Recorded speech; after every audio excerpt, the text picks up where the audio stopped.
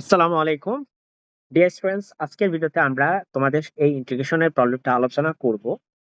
এখানে দেখো sin 5x into sin 3x, এটাকে হচ্ছে আমরা x এর সাপেক্ষে অন্তরীকরণ করব। ঠিক আছে, এই শুরুতেই কিন্তু একটা ত্রিকোণমিতির ফর্মুলা ইউজ করতে হবে তোমাদেরকে। আমি একটু তোমাদেরকে ফর্মুলাটা লিখে দিই, তারপরে তোমাদেরকে অ্যাপ্লাই করে দেখাই।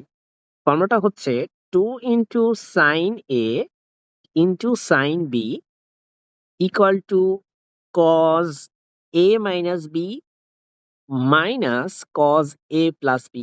দেখো মাই ডিয়ার স্টুডেন্টস, তোমাদের ত্রিকোণমিতির ফর্মুলা লাগবেই। তোমরা প্লিজ কাইন্ডলি ত্রিকোণমিতির ফর্মুলাগুলো ভালোভাবে মুখস্থ করে ফেলো। ঠিক আছে, আর আমরা প্রত্যেকটা ভিডিওর পাশে ত্রিকোণমিতির ফর্মুলাগুলো এমনি লিখে দিব, সো সেগুলো তুমি যেন মনে রাখো। তাহলে মাই ডিয়ার স্টুডেন্টস, একটা জিনিস খেয়াল করো, এখানে নোটিস করো, আমাদের এই টু কিন্তু এখানে কোথাও নাই। টু আছে কোথাও পাশে? টু কিন্তু নাই, কিন্তু আমাদের এই মূল ফর্মুলা কিন্তু একটা টু ঠিকই আছে। তাই আমরা যেটা করতে পারি, আমরা এই টু কে হচ্ছে রাইট সাইডে সাপ্লাই দিয়ে দিব। দেখো আমরা এই টু কে এইদিকে সাপ্লাই দিয়ে দিব। ঠিক আছে, সেটা আমরা পরে করব, এখন করার দরকার নেই, আমরা মূল ফর্মুলাতে চেঞ্জ করব না। সো এই যে টুটা, এটা যেহেতু আমরা রাইট সাইডে নিয়ে যেতে হবে, সেজন্যই তুমি খেয়াল করো, আমি একটা এখানে রাইট সাইডে নিলে টু হয়ে যায় হাফ, আমি কিন্তু অলরেডি একটা হাফ দিয়ে নিচ্ছি। তারপরে ইন্টিগ্রেশন সাইন দাও। এখানে ফর্মুলাটা হচ্ছে cos a minus b minus cos a plus b. এখানে খেয়াল করো, এটাকে তুমি মনে মনে a ধরো, এটাকে তুমি মনে মনে b ধরো। তাহলে এটা হয়ে যাবে cos a মাইনাস বি অর্থাৎ 5x minus 3x minus cos a plus b অর্থাৎ 5x প্লাস 3x। আমি জাস্ট সিম্পলি এই ফর্মুলাটা অ্যাপ্লাই করছি। ঠিক আছে, অবশ্যই তুমি হাতে কলমে করবে এগুলো, না হলে কিন্তু তোমার বুঝতে অসুবিধা হয়ে যাবে মাই ডিয়ার স্টুডেন্টস। এবার আমরা এবার আমরা হিসাব করি। দেখো এখানে আমাদের আছে, আচ্ছা আমি একটু কালারটা চেঞ্জ করে নিই। এখানে আমাদের আছে হচ্ছে cos 5x থেকে 3x বাদ দিতে হবে, তাহলে থাকে 2x মাইনাস এখানে আছে 5x প্লাস 3x অর্থাৎ 8x, cos 8x। আচ্ছা মাই ডিয়ার ফ্রেন্ডস, এবার নোটিস করো, তুমি তুমি যদি ইন্টিগ্রেশন করো cos 2x কে, তাহলে কি হবে? ঠিক আছে, cos 2x কে ইন্টিগ্রেশন করলে কি হয়? দাঁড়া, তার আগে আমি একটু এই পার্টটা একটু রিমুভ করে দিই, এটা জাস্ট তোমাকে বোঝানোর জন্য লিখছিলাম।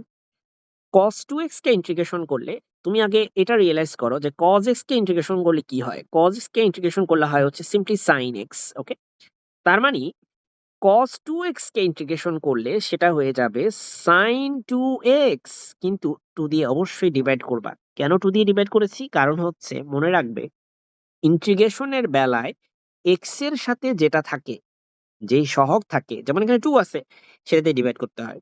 ঠিক আছে, মাইনাস চিহ্ন দাও। আবার cos 8x কে ডিফারেন্সিয়েশন সরি ইন্টিগ্রেশন করা লাগবে। cos কে ইন্টিগ্রেশন করলে হয় sin, তার মানে cos 8x কে ইন্টিগ্রেশন করলে হবে হচ্ছে sin 8x। আবার 8 দিয়ে ডিভাইড করতে হবে, কারণ আমি বলেছি x এর সাথে যা থাকবে সেটাকে কিন্তু তুমি অবশ্যই সেটা দিয়ে ডিভাইড করে দিবে। প্লাস প্লাস সি, আর পাশে থাকা এটাকে আমরা মুছে দিচ্ছি, কারণ এটা তো ফর্মুলা, আমি জাস্ট তোমাকে বোঝানোর জন্য লিখেছিলাম। তোমার আসলে সাইড নোটে এটা না লিখলেও চলবে। ডিয়ার স্টুডেন্টস, এখন খেয়াল করো, ম্যাথ আমাদের আসলে শেষ। আমরা জাস্ট হচ্ছে এই 2 দিয়ে এই 2 কে গুণ করলে হবে হচ্ছে 4, অর্থাৎ আমরা পাবো হচ্ছে sin 2x divided by 4 minus sin 8x divided by 16। 16 কিভাবে? 8 আর 2 গুণ করলে হয় হচ্ছে 16, 16 হয়, প্লাস সি। এটাই হচ্ছে আমাদের আজকের প্রশ্নের সমাধান। আশা করি তোমরা বুঝতে পেরেছো। পুরো ম্যাথটা একবারে দেখার জন্য আমি একটু জুম আউট করে নিলাম। আমাদের চ্যানেলটি সাবস্ক্রাইব করে রাখবে। আসসালামু আলাইকুম।